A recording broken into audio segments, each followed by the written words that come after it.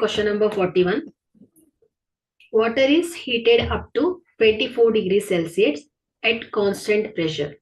When the heat of water is continued, the temperature of water is increased at the rate of 4 degrees Celsius per minute.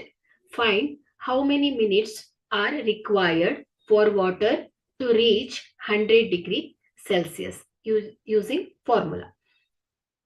So, ಇಲ್ಲಿ starting temperature ಎಷ್ಟಿದೆ 24 degree Celsius. So ಅದನ್ನ ಪ್ರತಿ ನಿಮಿಷಕ್ಕೂ 4 degree Celsius ಅನ್ನ increase ಮಾಡ್ತಾ ಬರ್ತಾರೆ. So 100 degree Celsius reach ಆಗುವ ಒಂದು numbers. So ಯಾವ ಒಂದು ಮಿನಿಟ್ಸ್ಗೆ ಇದು 100 ಡಿಗ್ರಿ ಸೆಲ್ಸಿಯಸ್ ರೀಚ್ ಆಗತ್ತೆ ಅಂತ ಕೇಳ್ತಾ ಇದ್ದಾರೆ. ಸೊ ಇಲ್ಲಿ ಎ ಫಸ್ಟ್ ಟರ್ಮ್ ಎ ಏನಾಗತ್ತೆ ಹೇಳಿ 24. ಓಕೆ, ಸೊ ಇಲ್ಲಿ ಡಿ ಏನು ಕಾಮನ್ ಡಿಫರೆನ್ಸ್ ಅಲ್ವಾ. ಸೊ ಏನಿದೆ 4 ಡಿಗ್ರಿ ಪ್ರತಿ ಒಂದು ನಿಮಿಷಕ್ಕೂ ಏನ್ ಮಾಡ್ತಾ ಇದಾರೆ 4 ಡಿಗ್ರಿ ಸೆಲ್ಸಿಯಸ್ ಇನ್ಕ್ರೀಸ್ ಮಾಡ್ತಾ ಇದ್ದಾರೆ. ಸೊ ಹಾಗಾಗಿ D is equal to 4. So ಇಲ್ಲಿ ಲಾಸ್ಟ್ ಕೊನೆಯ ಡಿಗ್ರಿ ಸೆಲ್ಸಿಯಸ್ ಎಷ್ಟಕ್ಕೆ ರೀಚ್ ಆಗ್ತಾ ಇದೆ 100 ಡಿಗ್ರಿ ಸೆಲ್ಸಿಯಸ್. ಸೊ ಹಾಗಾಗಿ A N is equal to 100. So ಇಲ್ಲಿ ಈ 100 ಡಿಗ್ರಿ ಸೆಲ್ಸಿಯಸ್ ರೀಚ್ ಆಗಲು ಎಷ್ಟು ನಿಮಿಷವನ್ನ ತಗೊಳ್ತಾ ಇದ್ದಾರೆ ಅಂತ ಹೇಳ್ಬೇಕು. ನಾವು ಎನ್ ಅನ್ನ ಫೈಂಡ್ ಔಟ್ ಮಾಡ್ಬೇಕು. ಸೊ ಇಲ್ಲಿ ಫಾರ್ಮುಲಾ ಏನ್ ಹೇಳಿ, AP AN is equal to A plus N minus 1 into D.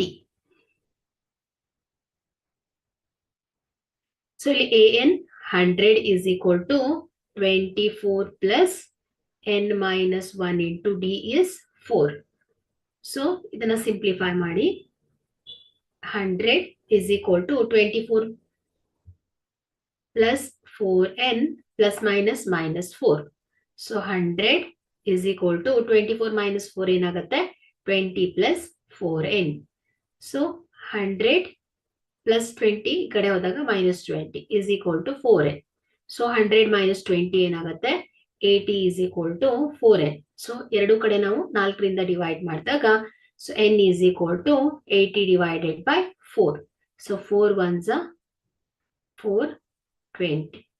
Okay, 420 is 80 ಆಗುತ್ತೆ. So n is equal to 20. Okay, so ಇಲ್ಲಿ 20th ಮಿನಿಟ್ಸ್ ಅಲ್ಲಿ ಏನಾಗುತ್ತೆ, ಸೊ ಈ ಒಂದು ವಾಟರ್ 100 ಡಿಗ್ರಿ ಸೆಲ್ಸಿಯಸ್ ರೀಚ್ ಆಗುತ್ತೆ. ಓಕೆ, ಸೊ ಹಾಗಾಗಿ n ಏನಾಯ್ತು 20 ಮಿನಿಟ್ಸ್ ಆಗುತ್ತೆ.